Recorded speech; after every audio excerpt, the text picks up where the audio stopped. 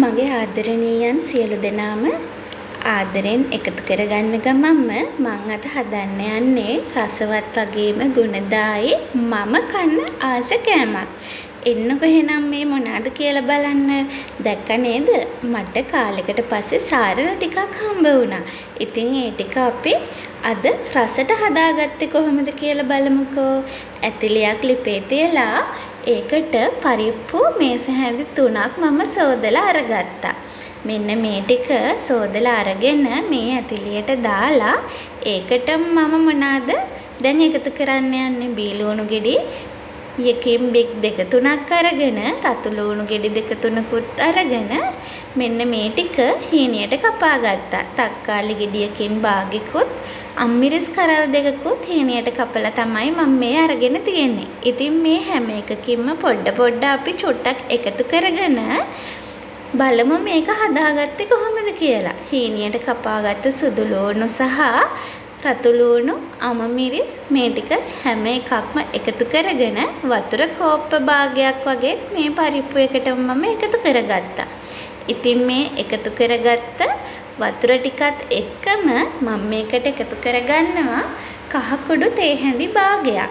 කහ කුඩු තේ හැඳි භාගයකුත් සහ මිරිස් කුඩු තේ හැඳි භාගයක්, ඒ වගේම උළුහාල් ටිකක් මේ ටික මම බෙදලා අරගෙන තියෙන්නේ. එන්නේ ඒ ටිකත් එකතු කරලා අමු 3-5 වලින් තේ හැඳි භාගයකුත් මම එකතු කරගත්තා මේ වෙලාවේ. ඉතින් කුරුඳු පොතු දෙකකුත් අමතක කරේ නෑ. මම මේකට එකතු කරන්න සුවඳ වගේම රස ගුණ හැම එකටම කුරුඳුත් ගොඩක් හොඳයිනේ. මෙන්න මේ ටික ඔක්කොම එකතු කරලා හැන්දකින් කවලම් කරගෙන රම්පෙකොළ 2කුත් එකතු කරගෙන පියනකින් වහගෙන අපි පරිප්පු ටික තඹ ගමු. මෙන්න ඉතින් මම සෝදලා පිරිසිදු කරගත්ත සාරන ටික. පේනවනේ මෙන්න මේ ටික තමයි පරිප්පු ටිකට එකතු කරගත්තේ. විනාඩි 2-3ක් එකතු කරගත්තට පස්සේ තඹ ගත්තට පස්සේ මෙන්න මේ විදිහට තමයි පරිප්පු එක තැම්බිලා තිබුණේ. මෙන්න මේ වතුර කෝප්ප භාගයක් හොඳටම ඇති මේ පරිප්පු ටික තැම්බෙන්න. පරිප්පු ටික දිය වෙන්නේ නැති ගානට තඹ ගත්තොත් නම් ඉතින් ගොඩාක් රසයි. ඒ වගේම කෑම එකට ලස්සන පාටක් එකතු වෙනවා. මම මේ දැන් සාරන ටික හොඳින් සෝදලා වතුර බේරෙන්න තියලා ලොකු දඬු කෑලි ටික නැතුව ලපටි කොළ ටික තමයි මම මේ අරගෙන තියෙන්නේ. ඔයාලා කැමති නම් මේ ටික හීනියට කපා ගන්නත් පුළුවන්. හැබැයි මම නම් ආස මෙන්න මේ විදිහට. මේ විදිහට එකතු කරාම කොළ පාට ගතිය සහ ඉක්මනටම තැම්බෙන ගතිය පොඩ්ඩක් අඩු වෙලා කොළ පාට ගතිය හොඳින් පේන විදිහට මේ සාරන කොළවල තියෙනවා. චූටියට කපා ගත්තොත් ඉතින් ඉක්මනින්ම තැම්බිලා ලස්සන කොළ පාට නැති වෙලා යනවනේ. ඉතින් මේ සාරන කොළ ටික ඉදුණු භාගෙට ඉදුණු පරිප්පු එකේ ටිකක් තියලා කොළ ටික පියනෙන් වහලා විනාඩි 2-3ක් තැම්බුණාට පස්සේ මෙන්න මේ අපි තඹගත්ත පරිප්පු එකේ හොඳින් කවලම් කරගන්න ඕනි. ඉතින් මේ ටික කවලම් කරගෙන මම මේකට දැන් එකතු කරගන්නේ කොළ ජාති. ඉතින් ගොඩක් තඹ ගන්න හොඳ නෑනේ. මෙන්න මේකට මේ වෙලාවේ මම එකතු කරගන්නවා උකු පොල් කිරි කෝප්ප භාගයක්. ඉතින් මේ ටික එකතු කරගෙන හොඳින් මේ සාරන සහ පරිප්පු වල එකතු කරගෙන හොඳින් තඹ ගන්න ඕනි. ඉතින් මේ හොද්ද උතුරනකන් තඹ ගත්තට පස්සේ මම එකතු කරේ නෑනේ ලුණු.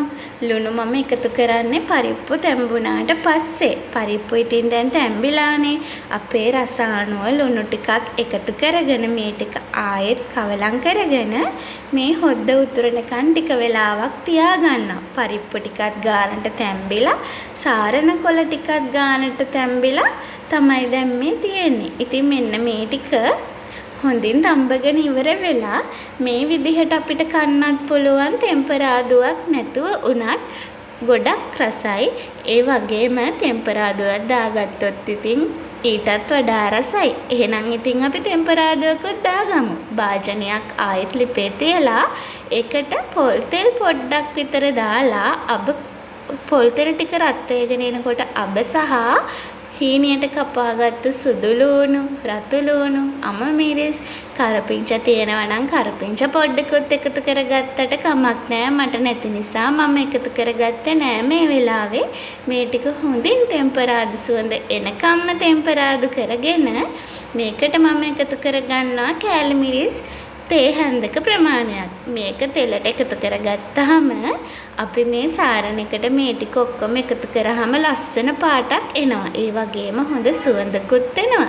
ඉතින් මෙන්න මේ විදිහට තමයි මම සාරණයක හදාගත්තේ. මෙන්න මේ සාරණයක පරිප්පු නැතුව කොස්සට දාලත් හදලා කාලා ඇති අපේ ගොඩක් අය. ඉතින් මමත් ආසම විදිහ තමයි කොස්සට දාලා ගොඩාක් රසවත්. මේ විදිහත් ඉතින් ඒකට දෙවනි නෑ. ඉතින් මේක රස වගේම ගොඩාක් ගුණදායක කෑමක් කියලා ඔයාලා හැමෝම දන්නවනේ. ඔයාලත් හදන විදිහ වෙනත් රෙසිපි තියෙනවා නම් සාරෙන මටත් කියන්න අමතක කරන්න එපා. ඒ වගේම මගේ YouTube channel එක subscribe කරලා නැත්නම් එකතු වෙන්න subscribe කරලා කියලාත් මම ඉතාමත් ආදරෙන් ඉල්ලනවා. ඒ වගේම මම මේ උඩින් පොඩ්ඩක් දාගන්නේ ගම්මිරිස් කුඩු ටිකක්. පරිප්පු එකේ පුංචි පැණිරහක් එනවනේ පොල් කිරි එකතු කරාම. අන්න ඒ පැණිරහට නම් මං චුට්ටක් කැමති නෑ.